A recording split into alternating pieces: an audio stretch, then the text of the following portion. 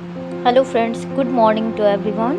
Welcome to my blog ईमानदार सफ़र निधि के साथ। तो सुबह सुबह जब चाय की खुशबू मिलती है ना, तो ऐसा लगता है जैसे दिन की शुरुआत थोड़ी मीठी हो गई है। आज का दिन फिर वही दौड़ भाग, वही किताबें, वही ख्वाब के बीच। बस चाय बन रही है, अब रेडी हो रही हूँ क्लास के लिए।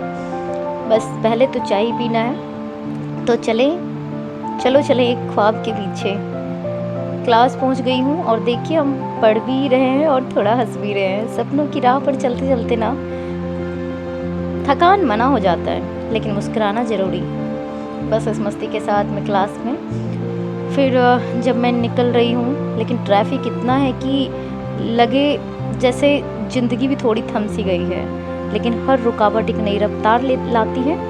बस भरोसा रखना खुद पर। जैसे ही रूम पहुँचती हूँ, देखिए कितनी प्यारी बारिश शुरू हो गई है। ये सावन, ये बूंदें मन को जैसे शुद्ध कर देती हैं। कल सोमवार है, भोले बाबा का दिन, और ये बारिश इसे और भी पावन बना देती है।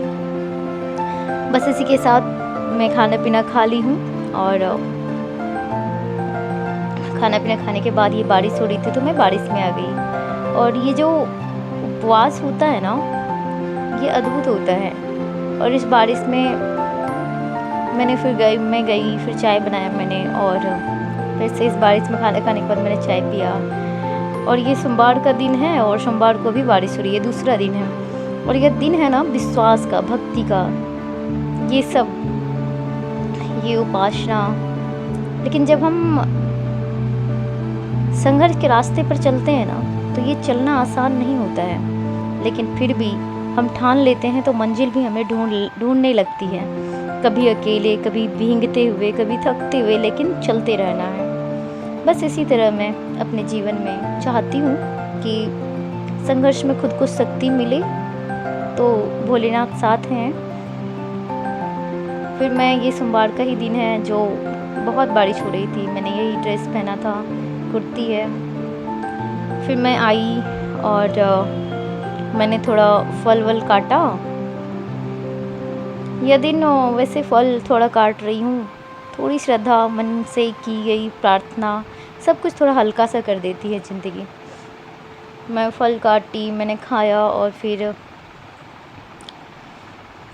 मैं ये सोच रही हूँ कि घर से दूर हूँ और जिस लक्ष्य के लिए दूर हूँ, तो उसमें अपने आप को पूर्ण समर्पित करना है।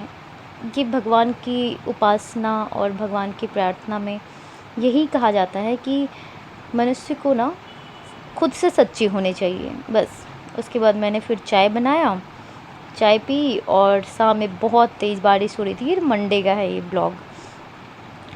और चाय पीते यही सोच रही हूँ कि भाई लाइफ में कुछ भी हो जाए, खुद को खुश रखना बहुत ज़रूरी है। और सबसे बड़ी बात है ना कि आप जब कहीं घर से दूर चले जाते हैं और अकेले रहना होता है, तो सबसे इम्पॉर्टेंट हो जाता है खुद को खुश कैसे रखें। तो छोटी छोटी खुशियाँ ढूंढते हैं ना। और मैं यहाँ पर, पता है, इतने सारे मैं कपड़े धोई थी और वो सारे गीले हो गए थे बारिश में, क्योंकि मैं फल वल खा के फिर थोड़ी थकी थकी महसूस कर रही थी, लो फील कर रही थी, तो मैं सो गई थी। फ़िलहाल ठीक है, बारिश हो रही है, बारिश में मस्ती कर रही हूँ।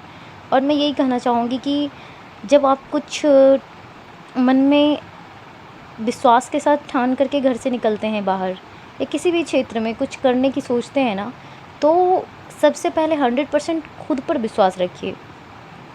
और लॉ ऑफ अट्रैक्शन तो आपने सुना ही होगा कि जिस चीज़ को शिद्दत से चाहो ना, तो कायनात भी उसे आपसे मिलाने में लगी रहती हैं और मिलाती हैं। तो वो शायरी, वो जो बातें हैं वो सच में सच होती हैं, अगर आप संघर्ष में अपने आप से सच्चे होते हो, ईमानदार होते हो। तो फिर मैं थोड़ी, मुझे पसंद है यार इस तरह खुद को खुश रखना। उसके बाद फिर मंगलवार का है ये ब्लॉग, जाती हूँ मैं खाना वाना बना के। उपवास के बाद थोड़ा सा स्वाद भी ज़रूरी होता है। देखिए सिंपल खाना, लेकिन दाल दिल से बनाया हुआ और खाया जाए वो तो अमृत लगता है। मैंने चावल बनाया, दाल बनाया, आलू को उबाल के उसकी सब्ज़ी बनाई मैंने। और मिर्च फ्राई किया था। उसके बाद मैंने फिर से खाना पीना खा के सामने मैं चाय बनाई, चाय पिया मैंने।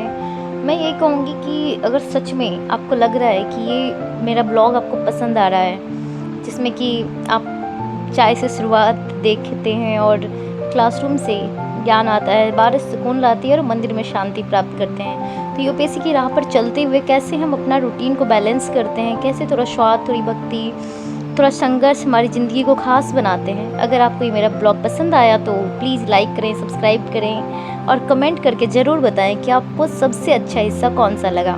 तो बाय बाय, थैंक यू, अपना ख्याल रखिए।